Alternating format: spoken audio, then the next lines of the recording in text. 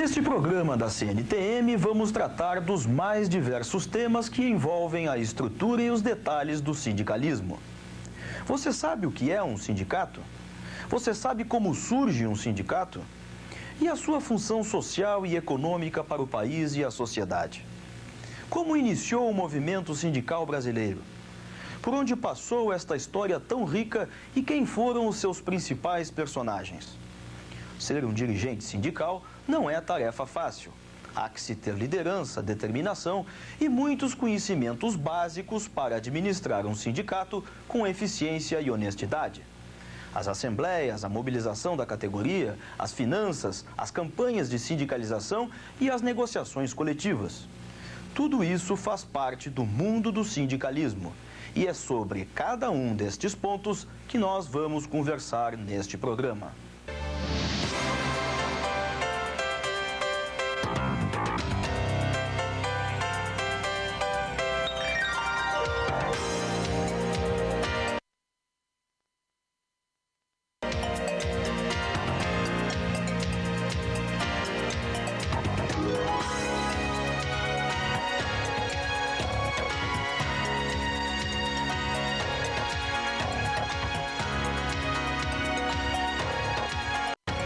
Estamos em Brasília, Distrito Federal, capital brasileira, centro de todas as decisões do país.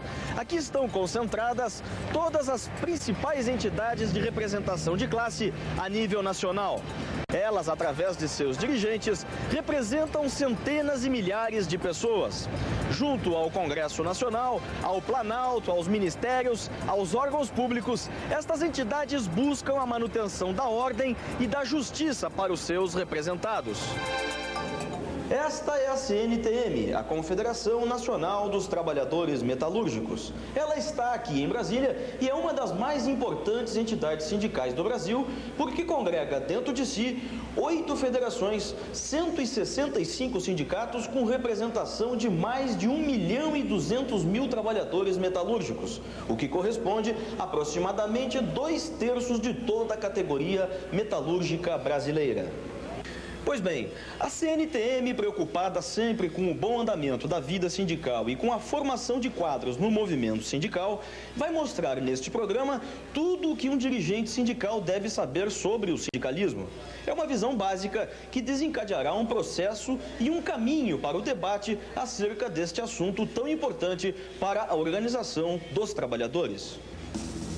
Trabalho significa produção, que na mesa do empresário quer dizer lucro. Lucro e trabalho.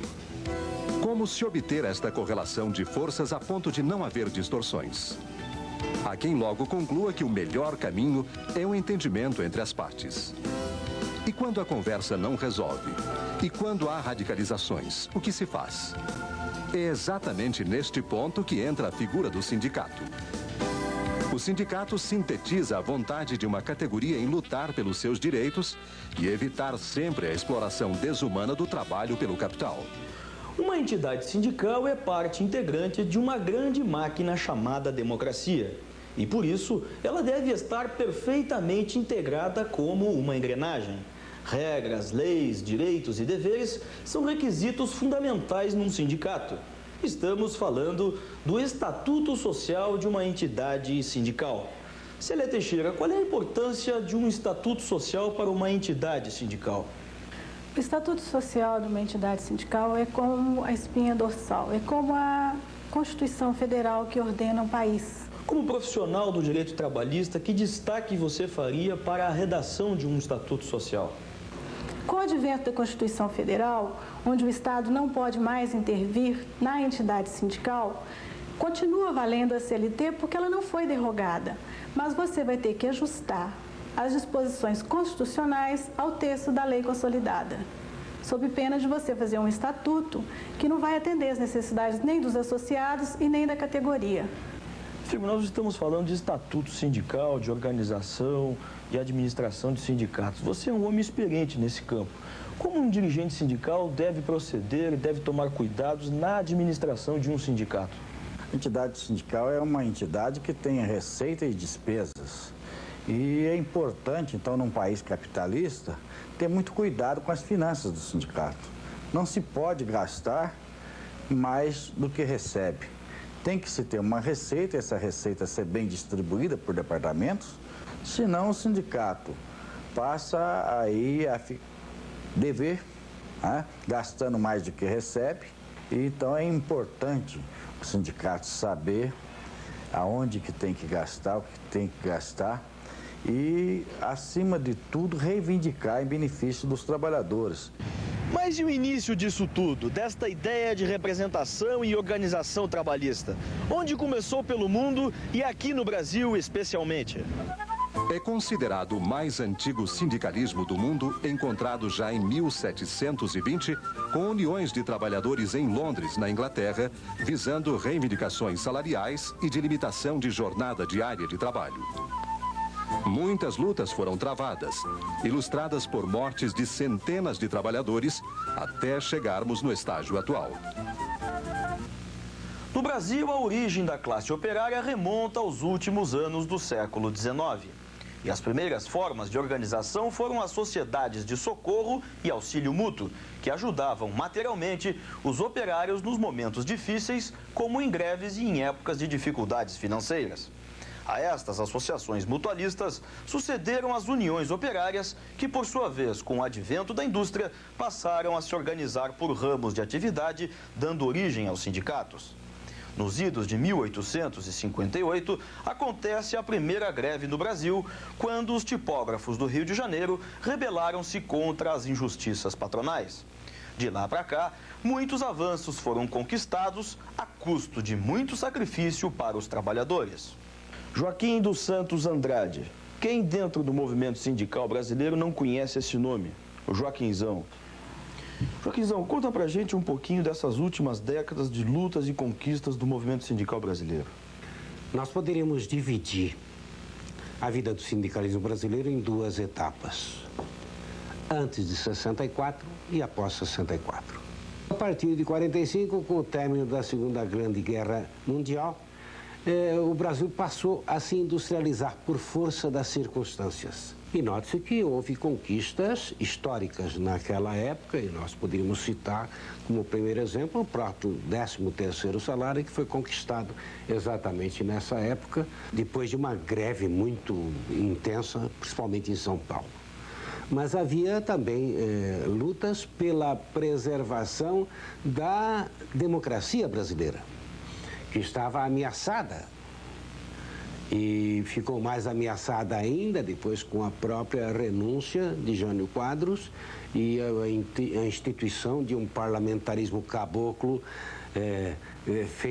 elaborado a curto prazo para atender às referências, às necessidades mais prementes do momento. Mas o movimento sindical vivia a época bastante agitado nessa altura dos acontecimentos. E foi em consequência dessa agitação que provavelmente os militares justificaram a intervenção militar e que acabou redundando na histórica passeata militar que houve em 1964, porque em 1964 não houve revolução, aquilo não se pode chamar de revolução, foi apenas uma tomada das instituições dirigidas por particulares, pelos trabalhadores, por próprios militares. Eu acho que o corporativismo, o assistencialismo, que se acentuou muito com a Revolução de 64, porque vejam bem, a Revolução de 64 e a própria CLT corporativista, fascista, como ela só, dizia que os sindicatos eram órgãos de colaboração com o governo. Mesmo com essa faixa, mesmo com essa fachada de órgãos de colaboração com o governo, o movimento sindical brasileiro soube se impor e soube lutar. E, ultimamente, lutou pela anistia ampla, total e restrita, lutou pela democracia, foi às ruas e, ao invés de ser órgãos de colaboração com o governo, acabaram se transformando em órgãos porta-vozes do povo, que conseguiram as reformas democráticas de que hoje nós temos conhecimento e que hoje nós vivemos, graças a Deus. O sistema estabelecido no movimento sindical brasileiro hoje é o confederativo. Os sindicatos reúnem os trabalhadores de cada categoria. Estas entidades de base congregam uma federação em cada estado ou região. Estas federações reunidas vão formar as confederações em Brasília numa representação maior. Mas, além disso, existem as centrais sindicais, que hoje já significam um segmento importante no sindicalismo. Jorge Noman Neto, como é que você avalia hoje a estrutura sindical brasileira e as centrais? Olha, apesar de tudo que se fala contra a atual estrutura do movimento sindical brasileiro, eu acho que a estrutura é boa, é moderna, é estrutura industrial. O que acontece é que a nomenclatura talvez não esteja correta. Quando se fala, por exemplo, de uma confederação, nós estamos pensando num sindicato nacional por categoria profissional. Uma federação seria uma regional desse sindicato e os sindicatos seriam os locais onde estão as fábricas e os trabalhadores. Com a existência das centrais sindicais, que funções específicas teriam as confederações e federações? As federações e confederações devem ser específicas, ou seja, devem organizar trabalhadores de uma mesma categoria profissional. E é necessário que assim seja, porque somente aqueles que entendem do assunto, que trabalham naquele tipo de serviço, naquela fábrica, é que podem conhecer e tentar ajudar a resolver os problemas dos nossos companheiros. A sua conclusão, então, é que não há incompatibilidade entre a existência das centrais sindicais e das outras entidades? Claro que não há. É até uma necessidade. Porque cada categoria profissional tem, como eu disse, os seus problemas específicos e necessita companheiros dessa categoria que possa compreendê-los. Mas o conjunto das categorias profissionais tem também problemas e esses devem ser defendidos em conjunto por uma central sindical. O dia a dia de um sindicato é uma rotina que se assemelha à de uma empresa prestadora de serviços, onde seus clientes são os associados e a categoria. Seus funcionários e a diretoria estão ali para atender os trabalhadores e suas famílias. Este é o lado social do sindicato, que, junto das questões econômicas e políticas, formam o campo de atividade da entidade. São inúmeros serviços nas mais diversas áreas. Mas quem determina os rumos gerais do sindicato? Quem escolhe os caminhos mais importantes? A diretoria não decide tudo sozinha. Para questões mais importantes que vão mexer com a vida do sindicato e da categoria, a convocação de assembleias gerais deve ser um procedimento periódico e sadio na administração de uma entidade sindical. Vamos então esclarecer o que é preciso saber sobre as assembleias. Presidente, que cuidados um dirigente sindical deve ter para a convocação de assembleias gerais? Ora, para convocarmos uma assembleia geral legalmente, existe a figura do edital. O que seria esse edital? O edital seria um comunicado nos jornais de circulação ou nos jornais de comunicação do sindicato com a base. E nesse edital deve conter a hora da assembleia, local, os assuntos que serão tratados. Presidente, e a mobilização da categoria para a participação destas decisões do sindicato? Não deve ser específico a cada assembleia, tem que ser um trabalho permanente na porta da fábrica, entregando panfleto ou usando o carro do som, transmitindo as mensagens que interessam à categoria. Falamos há pouco de mobilização da categoria para tomar decisões. Mas como conseguir este fenômeno de aglutinar o maior número possível de trabalhadores para dentro do sindicato, aumentando o seu quadro de associados? E a mobilização do público externo, que sempre é fundamental para o fortalecimento da entidade, da sua imagem, do seu poder de fogo, nas diversas frentes de luta. Como conseguir tudo isso? A formação da opinião e a eficiente divulgação dos trabalhos sindicais é o grande segredo chamado marketing sindical ou comunicação sindical. No trabalho de comunicação com sua base, é básico que você crie um boletim informativo e um departamento de imprensa no sindicato. Todas as atividades sindicais, a movimentação profissional de sua diretoria, os serviços que o sindicato presta e as opiniões políticas e econômicas que a entidade defende devem ser periodicamente publicadas e distribuídas diretamente na categoria. Se os trabalhadores do seu sindicato estiverem bem informados sobre o seu desempenho como dirigente sindical, certamente você estará garantindo a confiança da categoria em sua liderança. Mas um sindicato precisa não só da categoria, mas também do apoio e de articulações com outros segmentos da sociedade organizada, como esta aqui, a dos parlamentares, do Poder Legislativo, dos poderes Executivo, Judiciário, imprensa e comunidade em geral. Muitas vezes, um dirigente sindical precisa ter os canais abertos em setores de decisão da vida pública. A aprovação de leis, a garantia de benefícios, o acompanhamento de decisões judiciais relativo a processos trabalhistas movidos pelo próprio sindicato são obtidos com um bom relacionamento nos fóruns de importância. Portanto, estar sempre alerta na manutenção deste relacionamento consiste num detalhe valioso no trabalho sindical. Faça periódicas visitas a parlamentares, aos administradores públicos, aos juízes e tente ficar pelo menos próximo das autoridades que decidem.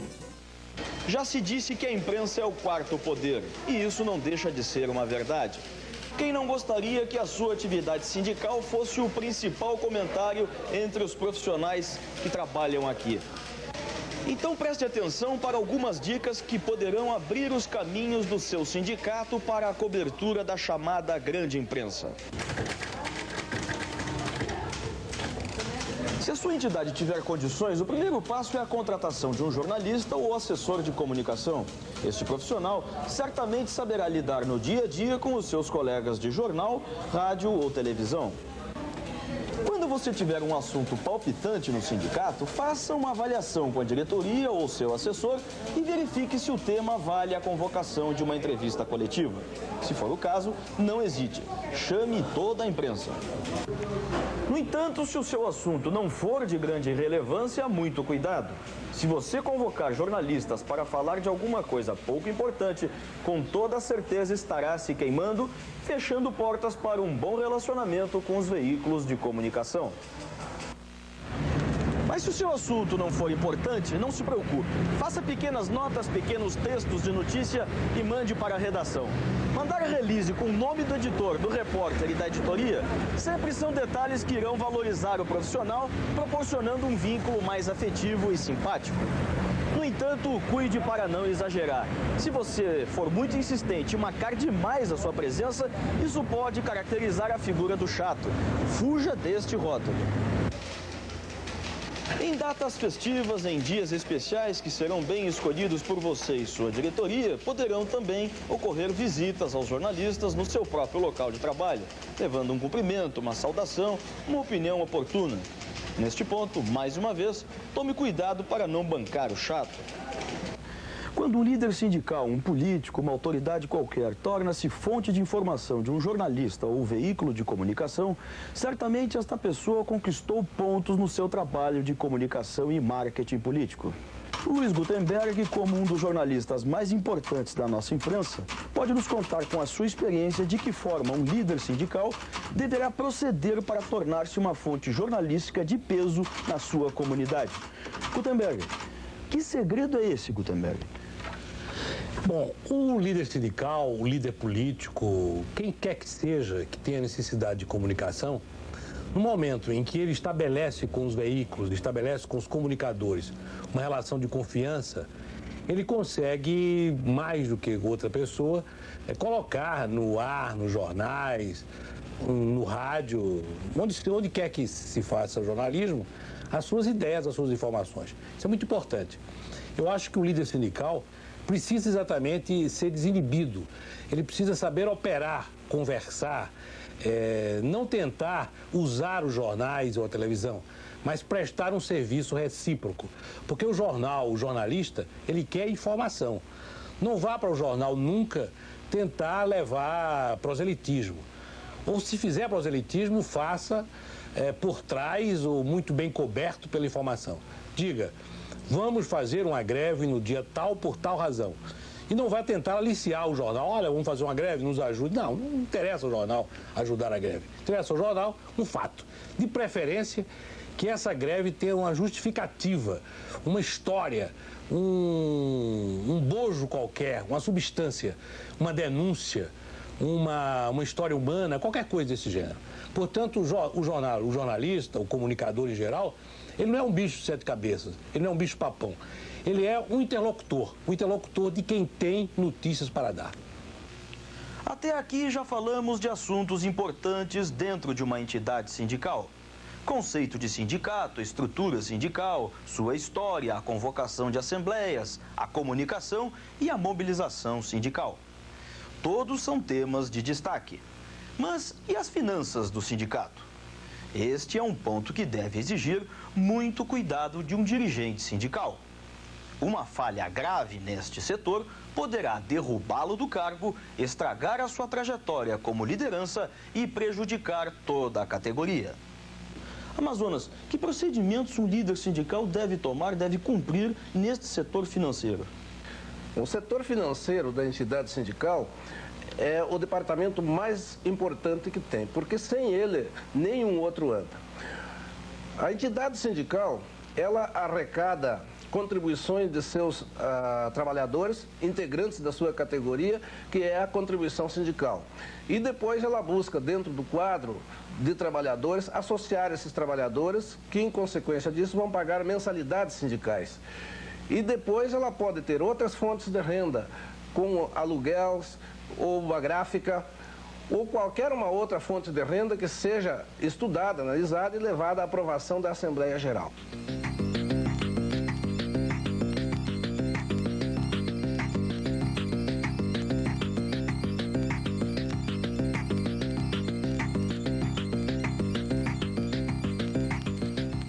Observe os gráficos de receitas e despesas de uma entidade sindical. Jamais deixe que a soma das despesas supere a soma das receitas disponíveis.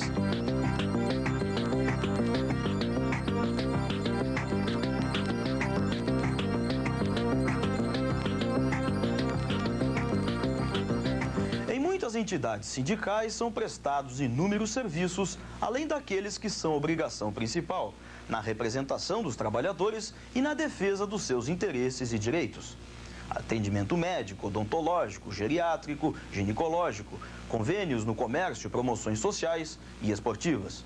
Se você puder oferecer estes serviços a mais, claro que será bom para a categoria e até motivo de maior trânsito de trabalhadores na entidade. No entanto, estes serviços acessórios jamais poderão ser utilizados como motivo principal para a sindicalização da categoria. Este ato de associação no sindicato deve ser entendido como uma tomada de posição, de mobilização, de engajamento na organização e fortalecimento da entidade sindical. Portanto, tome cuidado com os argumentos assistencialistas. Eles já fecharam muitos sindicatos. Quando falamos em sindicato, falamos de uma representação de toda a categoria, sem discriminações. Estamos falando dos trabalhadores aposentados da sua base. Paulo, que tipo de trabalho ou atividade um aposentado deve ter dentro da sua entidade sindical? Bem, primeiro nós queremos quebrar o tabu e a discriminação que existe contra os aposentados. Porque os aposentados poderão prestar grande trabalho ao movimento sindical pela sua experiência, pela maturidade e transmitir, através dos departamentos de formação, aquilo que realmente o movimento sindical precisa, que é a consciência sindical e a consciência política do trabalhador.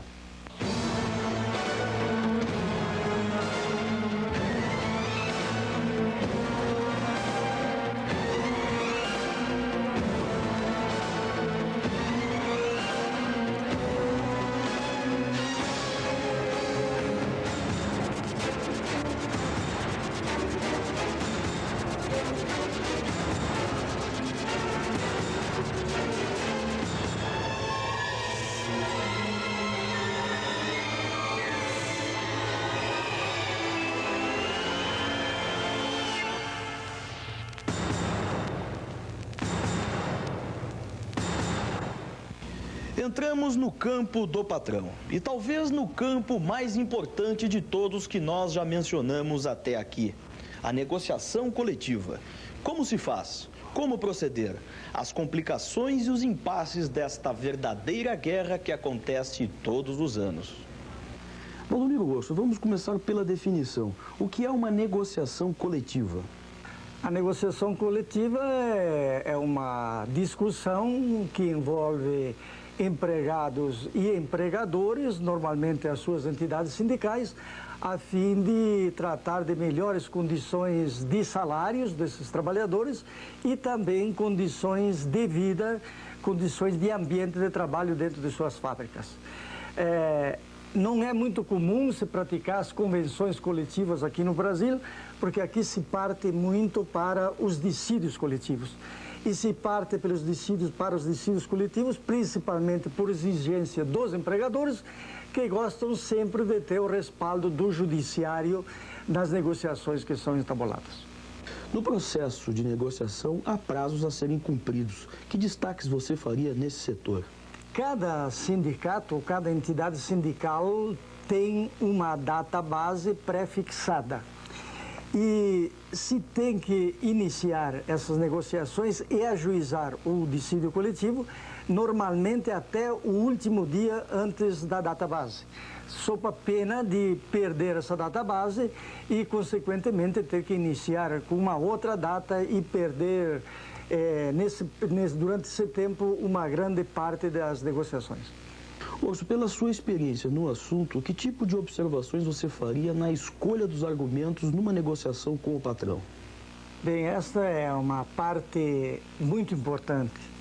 O movimento sindical, até há pouco tempo, chegava na mesa de negociações e, como se diz na gíria, choramingava para o empregador, dizendo que seus filhos passavam fome, que não tinha dinheiro para comprar leite e assim afora. Hoje nós chegamos numa fase de negociação mais profissional. Então nós temos que chegar na mesa de negociação munidos de números, de dados, de argumentos, porque nós vamos vender a única mercadoria que o trabalhador tem, ou seja, ele vai vender a sua mão de obra, ele vai vender o seu suor e, consequentemente, ele tem que vender a quem mais paga. Porque ele não é um outro comerciante que tem qualquer outra coisa para vender, ele só tem aquela mão de obra para vender. Então ele tem que aproveitar essa negociação para, munido de argumentos, de números, para saber o que a empresa apresentou no seu balanço, se ela tem lucro, se ela não tem lucro, qual foi a inflação do período, e em cima desses dados concretos, encaminhar as negociações. Uma campanha salarial muitas vezes é traumática, exigindo do dirigente sindical muita firmeza e maturidade no comando das ações. É exatamente neste momento que o sindicato é colocado à prova sobre sua eficiência e capacidade de organização da sua categoria. Presidente, de acordo com a sua experiência em negociações coletivas, nos conte como é que inicia uma campanha salarial. Bom, nós entendemos que uma campanha salarial inicia tão logo termina do ano anterior, ou da etapa anterior. Eu acho que a campanha salarial é o trabalho durante todo um ano, e não especificamente um mês ou 2 meses antes das negociações. Bom, vamos agora falar de um assunto delicado. Quando há negociação, existem impasses, radicalizações. Em que momento da negociação aparece a figura da greve? No momento que os canais de comunicação com o patronato estão interrompidos. Aí, o trabalhador não resta outra saída a não ser paralisar realmente. Só que essa paralisação traz algumas situações que muitas vezes pode até prejudicar a própria categoria. Vamos dar um exemplo da penetração de partidos políticos que venham querer somar em cima do trabalhador. Outra preocupação é que a liderança sindical seja forte, tenha um controle absoluto em cima da categoria e tenha, inclusive, meios de se comunicar com esse mesmo pessoal que está em greve, através de boletim, através de carro de som. Tudo o que foi dito aqui é o que se pode qualificar como sindicalismo, sua prática e seu conceito. Um dirigente sindical eleito por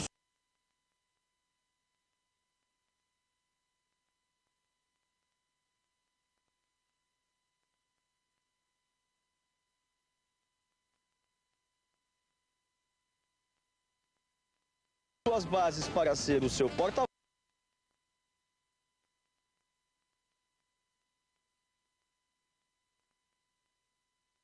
de grupo, suficientes para fazê-lo compreender o quanto é importante a sua tarefa dentro do sindicato. Uma distribuição de renda justa, uma correlação de forças entre trabalhadores e empregadores mais humana, uma qualidade de vida mínima para a população. Estas realizações, que em muitas ocasiões parece ser um sonho, também passam pelo árduo trabalho sindical. Ao lado do propósito de defender os trabalhadores, defende-se ao mesmo tempo a nação como um todo e a pátria que é feita de braços e cabeças que trabalham de sol a sol.